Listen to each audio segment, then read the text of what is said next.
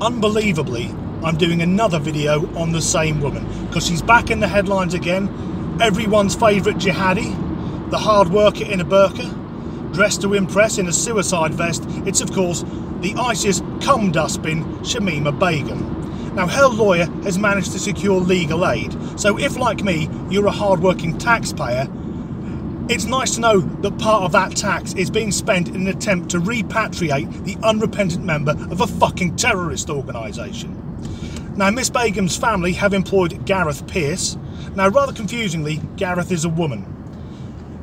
And depending on which side of the fence you're on, she's either the greatest human rights lawyer of all time or the go-to gal if you're a fucking terrorist. Because over the years, she's represented modern-day Islamist terrorists right back to the glory days of the IRA.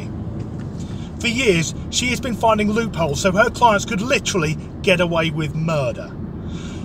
And on the news this morning, I was listening to a friend of the Begum family, once again saying that Shamima, she's the real victim here. She's been groomed. But sorry, that's bollocks.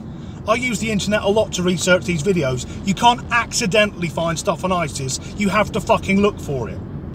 I've yet to find a website that says, make sure to uncheck this box if you do not wish to go to Syria. But Miss Begum herself, it turns out, isn't quite the victim she's been portraying herself as, because she's always said, I'm just a housewife, I'm no danger.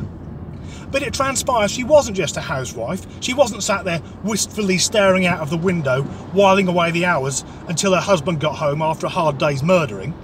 She was actually an enforcer, meaning she used to go around the caliphate with a fucking AK-47, making sure people obeyed the perverted version of Islam that ISIS practice. Other things she used to do was try and recruit more people to the caliphate, and I think this sounds lovely. She used to help sew people into their suicide vests. What an image, sat there with a needle and thread. It's that comfortable for you, it's not too tight.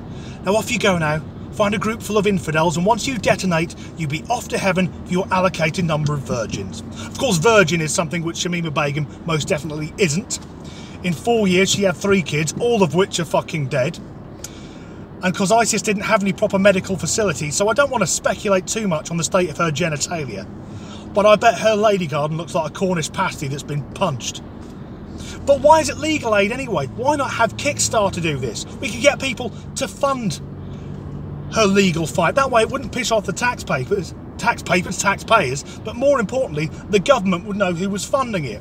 And that way, if they found anyone putting money in who wasn't a British national, we could fuck them off back home again.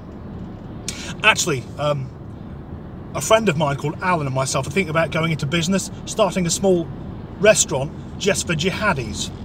We're going to call it Alan Snack Bar, because they're always shouting that when they're on the news. Alan Snack Bar! This one will get complaints.